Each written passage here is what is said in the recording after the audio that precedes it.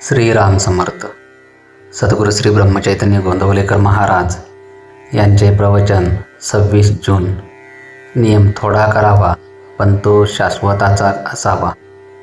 ज्या झाडाची वाढ व्हावी असे आपल्याला वाटते त्या झाडाला आपण पाणी घालतो, त्याची मशागत करतो, त्या झाडाकडे जास्त लक्ष पुरवितो. परंतु जे झाड वाढू नये असे वाटते किंवा ज्या झाडाचे विशेष महत्त्व आपल्याला वाटत नाही त्या झाडाकडे आपण दुर्लक्ष करतो.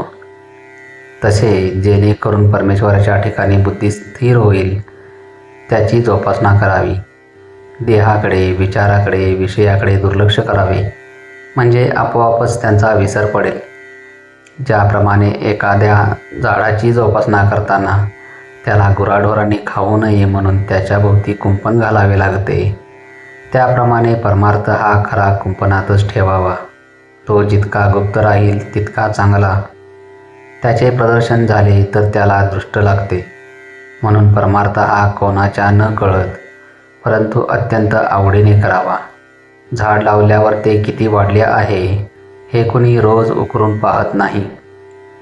त्याप्रमाणे अनुभवाच्या प्रचितीच्या मागे लागू नका, त्यामुळे प्रगती खुंटेल. हट्टी आणि व्यसनी माणसे एका दृष्टीने मला आवडतात, कारण त्यांचा हट्ट भगवंताच्या मार्गाला लावला की झाले. परमार्थात नियम थोडाच करावा पण तो शाश्वताचा असावा, म्हणजे जेणेकरून भगवंताचे प्रेम लागेल याबद्दलचा असावा आणि तो प्राणाबरोबर सांभाळावा. जे अत्यंत थोर भाग्याचे असतात त्यांनाच ध्यानमार्ग साधतो. हा मार्ग फार थोरांचा आहे. ध्यानामध्ये जगाचाच विसर पडतो.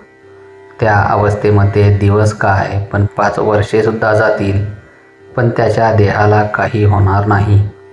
आपल्यासारख्याला साधनात साधन म्हणजे भगवंताचे नाम, दानात दान म्हणजे अन्नदान आणि उपासनात उपासना म्हणजे सगुणाची उपासना होय. या तिन्हीमुळे देहाचा विसर पडतो.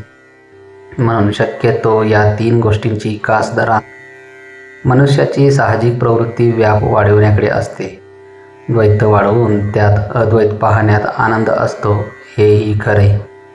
साधे मधमाशांचे उदाहरण घ्या. त्या अनेक झाडावरून मध गोळा करतात आणि नंतर तो पोवळ्यात एकत्र करतात. अशा एकत्र केलेल्या मधाचा केवढा गोड साठा होऊ शकतो बरे. अशा रीतीने सर्व द्वैतामध्ये एक अद्वैत म्हणजे एक राम पाहायला शिकावे.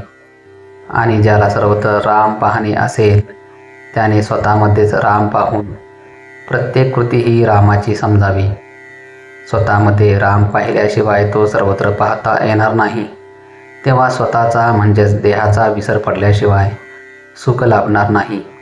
आणि हा देहाचा विसर राममय सृष्टी झाल्यानेच होईल. म्हणून अखंड भगवंताच्या अनुसंधानात राहा.